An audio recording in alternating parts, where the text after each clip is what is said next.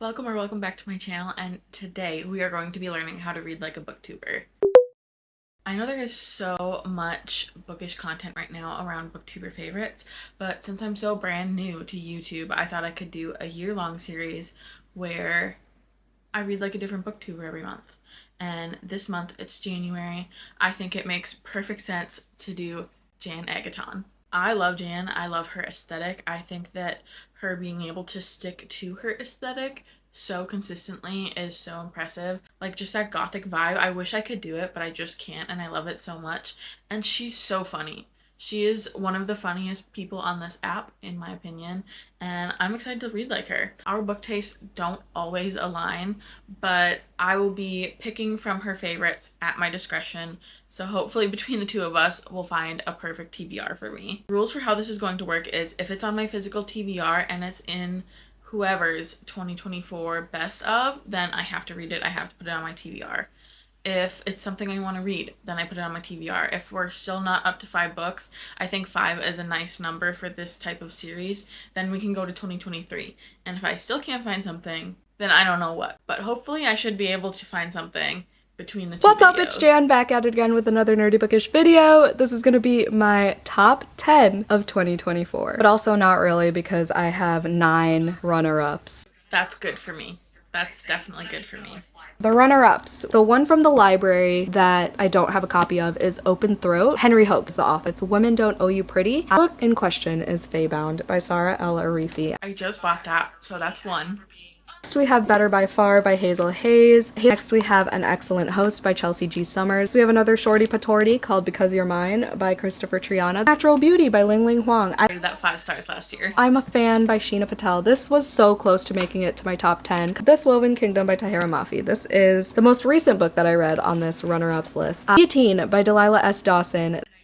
It sounds good, but the last Delilah S. Dawson I DNF'd, so I'm a little bit nervous to pick up from her again. But I think I should try it, especially since it's probably pretty short. Is Foe by Ian Reid. I love this so much. This story has stuck with me. I loved Foe by Ian Reid last year, and then I read We Spread. That was also incredible. And is The Hitchcock Hotel by Stephanie Roble. Number 9 is My Husband by Maud Ventura. Number 8 is This Is Where We Talk Things Out by Caitlin Marceau. This has been on a few people's best of lists, and I'm very excited to read it. I'll have to see if my library has it. Hopefully it does. Fingers crossed. Another fast-paced book is number 7, which is The Final Scene, a thriller by Steph Nelson. All right, now we're gonna take a full 180 and talk about number 6, which is Swift and Saddled by Lila Sage. This number 5 is We Hunt the Flame by Hafsa Faisal. I would read We Hunt the Flame. I haven't heard great things, and I'm not super into YA fantasy right now, but I will try it. So that's 4 books. Anyway, The Poppy War by R.F. Kuang. I love The Poppy War this year. So we're gonna talk about it. Beautiful Ugly by Alice Feeney. This freaking squeezed her way into The Familiar by Leigh Bardugo. Number 1. I already revealed this in a vlog. I'll link the vlogs that I read these as much as I can remember to down below. At least for the top 10. Pictures of You by Emma Gray. This honorable mention is Daughter of Smoke and Bone by Laini Taylor. Oh, perfect. I have Daughter of Smoke and Bone. That's the first one. Let's add it to the TBR. It's from my physical TBR, so that's perfect. Let's get into the nerdy bookish video, I guess. I thought I'd update you on Feybound while I made muffins. We had a big bag from Costco of lemons because I needed just a little bit of lemon juice for a recipe, but I want to use them up. So we're making lemonade and lemon muffins. It's a lot of lemon. But for Feybound, the sisters have managed to stay alive in the Fey world. They are trying to acclimate, pretty much. That's all that's happened. The sister that's not bound to the Obeah, Lettle, had a thing with her sister's like captain of the guard or whatever, but she had a fate prediction, I guess, of if she fell in love with him, he would die. So obviously now their love is forbidden. This book is very tropey. And I'm having like a fine time with that, but it's just like nothing special.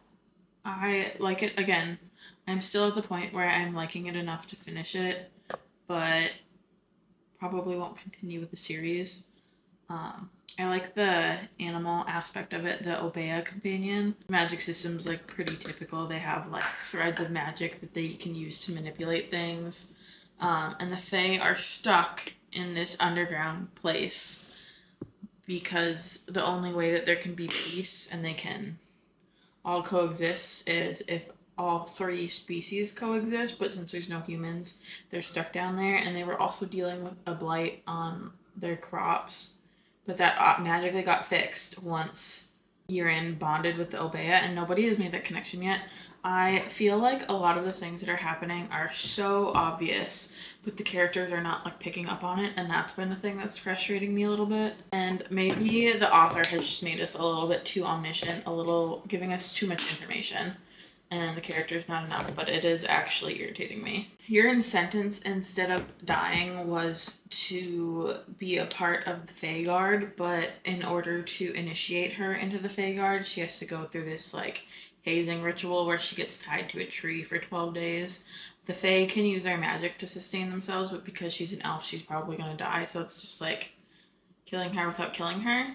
And the queen's daughter is tasked with training her, and they definitely have this like enemies to lovers thing going on, despite Urian still also pining for the elf that she had loved previously. And, like, it just feels like a pretty generic fantasy, and I think that one of the reasons that it got as much traction as it did is because it is sapphic, partially sapphic at least. And don't get me wrong, I love some sapphic fantasy. That's not gonna make me love the book, so I'm hoping that it gets more interesting, we get some kind of twist, it gets a little bit more exciting, but we'll see.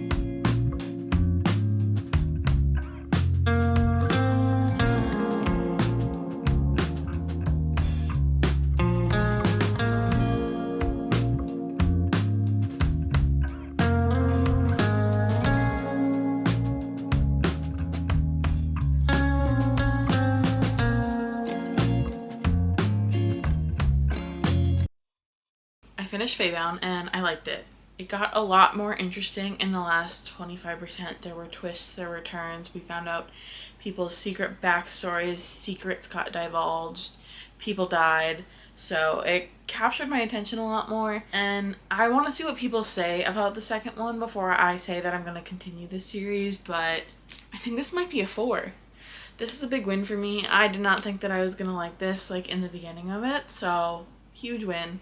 Also, the muffins that I made were delicious, if you were wondering about that. I tried to start We Hunt the Flame, and it's just feeling too similar of a YA fantasy story. I guess this isn't YA, but it's an assassin, and he's forced into this service of being an assassin, and he hates it. And then I'm assuming his love interest, she is a hunter in secret because women can't be hunters. And her father has passed away and she's kind of on her own, and magic is gone and they want it back, and it's just feeling tropey in the same ways that Faebound was tropey, and I think I need to break it up. So what I would really like is Guillotine, but it's on hold at my library and I didn't have time today to go and pick it up at a library that I have a library card to. Maybe I'll do that tomorrow because I don't know why, but it's just sounding really good. So my next best option, because Daughter of Smoke and Bone is also YA fantasy, I think I'm going to pick up We Should Talk This Out, because short, it's not YA fantasy, and it's just what I'm in the mood for. So let's pick that up. I'm like 25% of the way through into We Should Talk This Out, and I needed to stop because otherwise I was just going to read it. It's super, super short, so I'm probably going to be done with it very soon. But the way that, let me tell you what it's about. So sorry, I'm just super excited to talk about this book. I think it's going to be a 5-star. We are following Miller, and she is talking with her partner, her fiance, about getting a relationship going again with her mom, who she had previously cut off. Her mom's name is Sylvie, and they're going away on this weekend trip together, Miller and her mom, and it's in a cabin somewhere. Miller is not being told where it is. She's just going. And also Sylvie told her not to put her bags in the trunk. So I think something bad is in the trunk. I also think that she should have drove separate if this was what was going to happen. This is already making me nervous. I'm already feeling tense about it. And it's supposed to storm really bad at this cabin wherever they're going. I am stressed. I think that this is going to be really messy, but also the way that Sylvie is talking to Miller, oh my god, makes me so angry. It's just like a classic narcissistic mother situation. She's hitting all of the things, and the whole conversation has my blood boiling.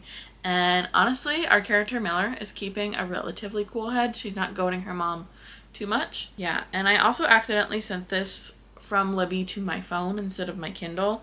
So now I have to read it on my phone. Each page is like, this counts as a page. So like there's only 160 of these for me to read. And each chapter is a day, a date, and then a time. So I don't think that this is going to span over a long period of time in the book either.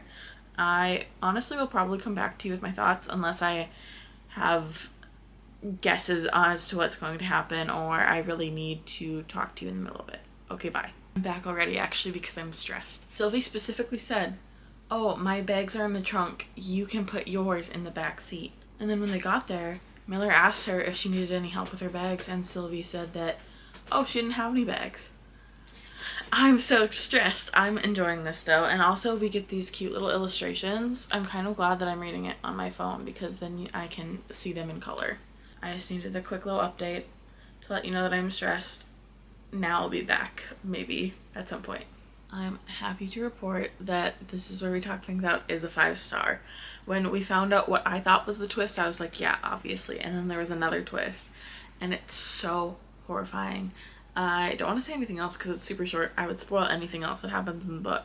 But this is really good if you want like a twisty psychological thriller. I know I said I wasn't gonna read any thrillers, but this is like horror adjacent for sure. I really liked it, and I will probably move back to We Hunt the Flame, and hopefully it keeps my attention, gets a little bit better. Okay, so far for this vlog, we have a 3.75. That's my final rating for Faybound. And then we have a 5-star for This Is Where We Talk Things Out. But unfortunately, I just DNF'd a book, which it's just me. It's just not what I want to be reading right now. We Hunt the Flame is not a book that I'm going to be continuing with, but I feel like that's not fair to Jan. So I'm going to pick another book. And if I DNF this book, then it's DNF. But I feel like everybody should get like a mulligan or something because sometimes books just don't work. And it might just be where I'm at right now. So I'm going to be picking up another book from her 2023 best of, and that's The Hacienda by Isabel Cañas. I read The Vampires of El Norte last year and I loved it. So that's my update on that, but that's not the book that I'm going to next. I actually also started Daughter of Smoke and Bone today and I'm loving it. I'm loving the main character. It's like she's this normal girl in, I think, college, but also she has this double life of this just like magical world, and her inner monologue, her voice is just so for me. And every year for her birthday, she gets to just learn a new language because that's what she wants for her birthday, and she has to do these tasks for this man that can open a door anywhere into the world and has these tasks for her, these jobs, and it's just so cool. This world is so cool so far. And yeah, The Daughter of Smoke and Bone came out forever ago, but I'm happy to be late to the bandwagon because it's a good bandwagon. I'm having a great time. I'm probably gonna keep reading that tonight, and I will update you in the morning. I didn't have a ton of time for reading today because we lost at an escape room, but then we got Cheesecake Factory, so it was fine. And then we watched a movie. So it was a lot of like not reading time today, which is good for me. And then I have to work tomorrow, but I will be reading Daughter of Smoke and Bone, and I actually hope that I can finish it tomorrow because I have the audiobook and the physical book, so there's no excuse for me to not be reading it. Okay, bye. I got off work at 5 and I started laundry at 5 and I'm still doing laundry and it's 10 o'clock. I have a hair mask in, I have a lip mask on. We are thriving. but I've also been listening to the audiobook for Daughter of Smoke and Bone, and I've been loving it. It reminds me so much of the Shadowhunter series by Cassandra Clare. It also feels like this is what SJM used to copy for Crescent City. It just feels like she copied it. But we're following Karou. She is trying to figure out where her like adoptive parent is right now, or like guardian, I guess, because the door closed to the shop where she goes and gets her tasks, and all of the doors closed and she can't get back to him, and she's trying to figure it out. And also an angel that she had woken up when she snuck into the one door that she wasn't supposed to go to when she was in the place where she goes and gets her tasks has found her, and they're starting this like kind of forbidden romance. But also Karou just has never remembered where she came from and has just been like fine with it, and he's gonna tell her why she doesn't remember. And it's like this precipice right now that they're on, and everything's gonna change and she's gonna hate him, more than likely is what's happening. But it feels like it was written in 2005, but I'm having fun with it. It's such a good time. It kind of feels like very Buffy almost, and I've just really been enjoying it. It's really easy to get through, and I also, very good news, my library copy of Guillotine came in. I thought I was going to have to either buy it, which I wasn't really wanting to do because I didn't enjoy This Will Only Hurt for a Moment by Delilah S. Dawson. That's the only other Delilah S. Dawson I've read, but I'm definitely willing to give her another chance. I've heard good things about her horror novellas, so we'll see. Or the other option was to drive like an hour to a different library to go and get it like physically, but my Libby hold came in. We're all good. I am hoping to get this up on Friday, and it's Tuesday, so I have a lot of reading to get done before then, but I'm almost done with Daughter of Smoke and Bone, and I'm really enjoying it. I can totally see this being like a 4.25 to 4.5 star. I don't think it's going to be a 5-star, but my enjoyment of it is pretty high, and I'm definitely going to continue the series at some point. I have so many books to read. Other than my DNF, this has been a very successful vlog so far. I also want to do the January book tag, so I will probably do that at some other point in this video. And I will update you when I'm done with Daughter of Smoke and Bone. Okay, bye. I'm trying to put away all of my books. Every time that I film like a short form content video, I feel like I have to take out 30 books, and then putting them all away is a nightmare. But I also finished Daughter of Smoke and Bone, and oh my god, this was exactly what I needed. It felt so unique. This is a spoiler for a 15-year-old book, so if you don't want to hear, skip ahead.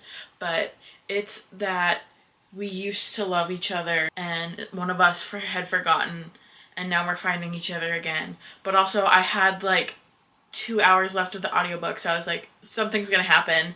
They're gonna have to fight or something, and they did, of course, and I cannot wait to read the second book. This was so good. I'm giving this a 4.5 star. This was just like exactly what I needed. I needed a good, interesting, unique fantasy, and that's exactly what this felt like. I know that this was written like 15 years ago, but nobody's doing it like this, especially not anymore. There were also a couple of things where I was like, yeah, this was written 15 years ago with some of the language that they said, but it wasn't like too bad or anything. And now I'm gonna pick up the Hacienda, and I've already started it. I got my audiobook hold from Libby, and I am an hour and a half into it.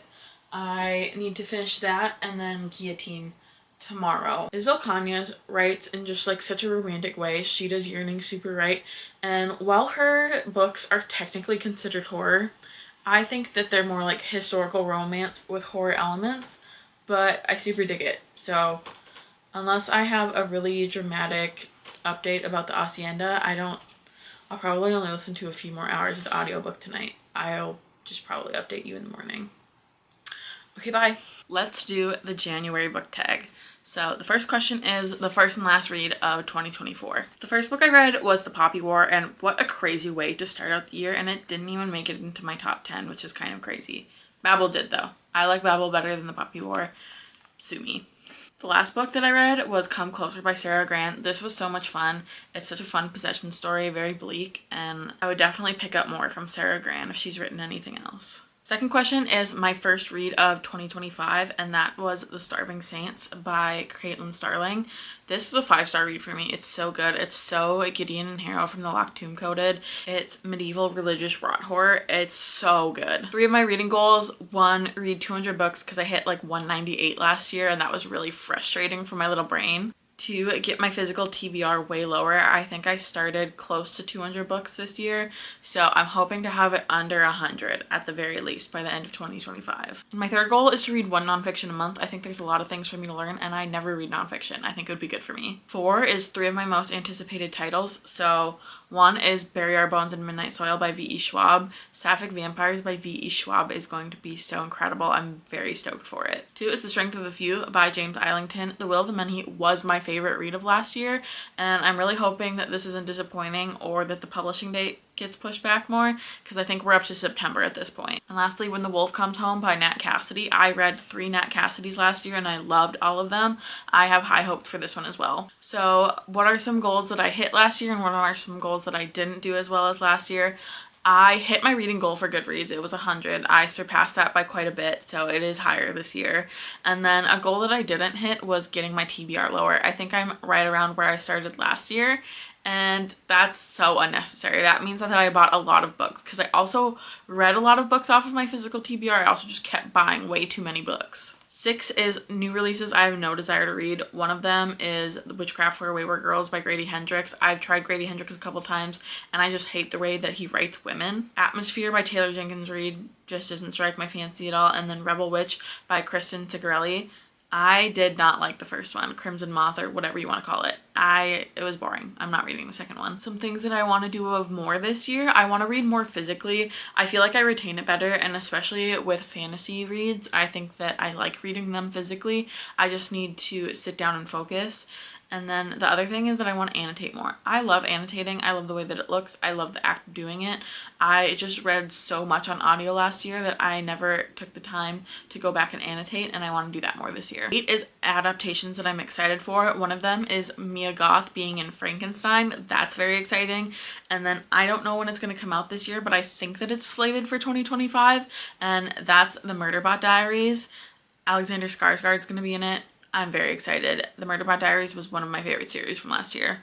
9. My favorite bookish memory was probably starting my book talk. I've grown a little community on there. I'm going to be very sad if and when it's gone. And then also starting an in real life book club. That made me feel very brave for doing it, and it's still going strong 6 months later. 10 is carryovers from last year.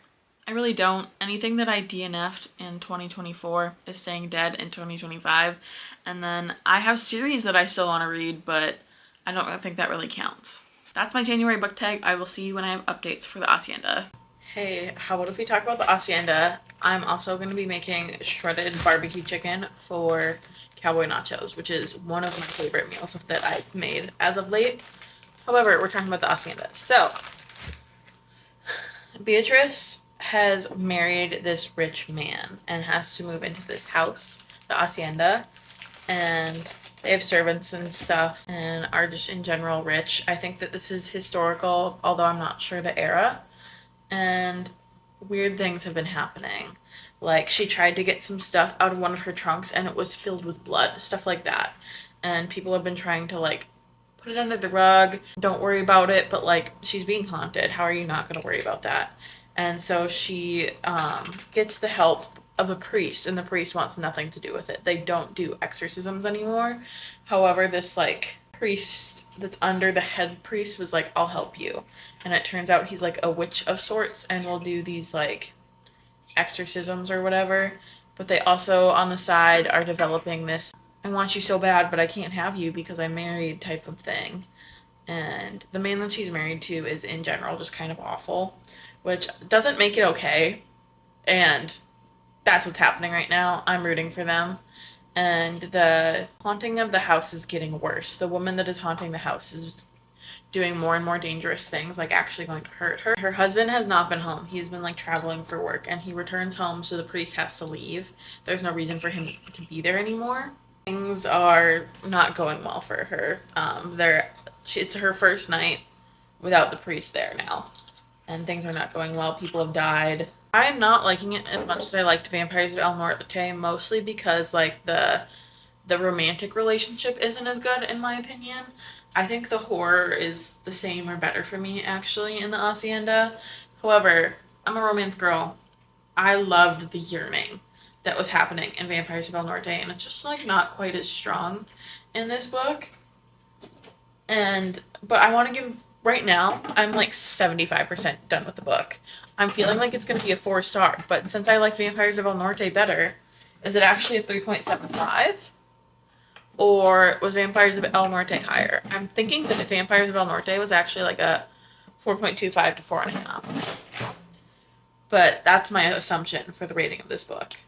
I will get back to you either when our nachos are ready or I finish the Hacienda. I'll probably finish the Hacienda first though.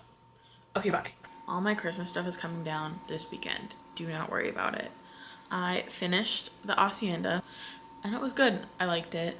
I liked the ending. It kind of wrapped up very romantically, as is typical with Isabel Cañas from what I've read from her so far. It's a typical possessed haunted house story.